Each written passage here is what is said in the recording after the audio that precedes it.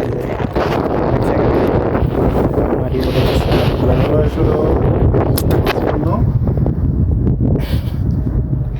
এই গাড়িতে এই মাটি উঠাবে নাম হলো স্বামী ভাই, আমাদের হলো সিরাজগঞ্জে। দেখেন কীভাবে এক চাকা গাড়িতে মাটি উঠাবে। বাড়ি হলো সে এখন পানি খাবে, গরম লেগে গেছে। দেখেন কীভাবে ছাদে তারা মাটি ফালানো হয়, ফালানোর পরে এরপরে খালতা দিয়ে মানে টালি লাগানো হয়, এক ছাদেও টালি লাগায়।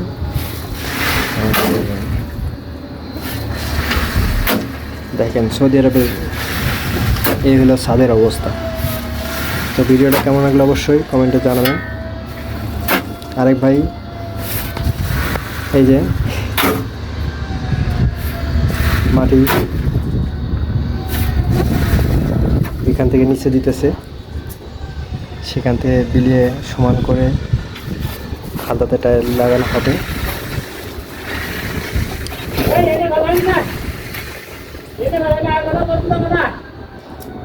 এই হলো এক চাকার গাড়ি, এটাতে আর কি মাটি উঠায় সেটা দিয়ে হাত দিয়ে অন্য জায়গায় নেওয়ানো হয়।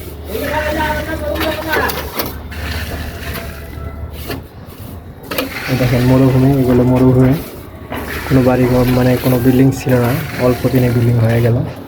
আর এই একটা বিল্ডিং দেখতেছেন, এই বিল্ডিংটা উঠতে প্রায় সময় লাগে আপনার 1 মাসের ভিতরে কমপ্লিট হয়ে যায়। এরা বিল্ডিংয়ে বেশি সময় দেয় না। আর এই ছাদ এরাদের বিল্ডিংটা মজবুত না, দেখেন ছাদের বিল্ডিং মজবুত হয় না। এরা ছাদে যদি দেয়, ছাদ দেওয়ার পরে বিল্ডিংয়ের ভিতরে ছাদের উপরে যদি কোনো পানি থাকে সেগুলো বিল্ডিংয়ের ভিতরে ঢুকে যায়, রুমে ঢুকে যায়। আর বাংলাদেশে কোনো পানি ঢুকে না। তো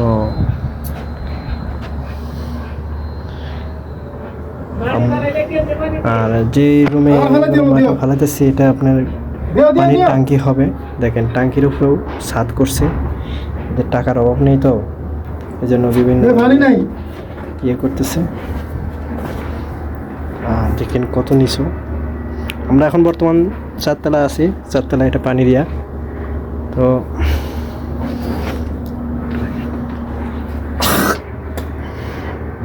এগুলো সব নতুন বিল্ডিং।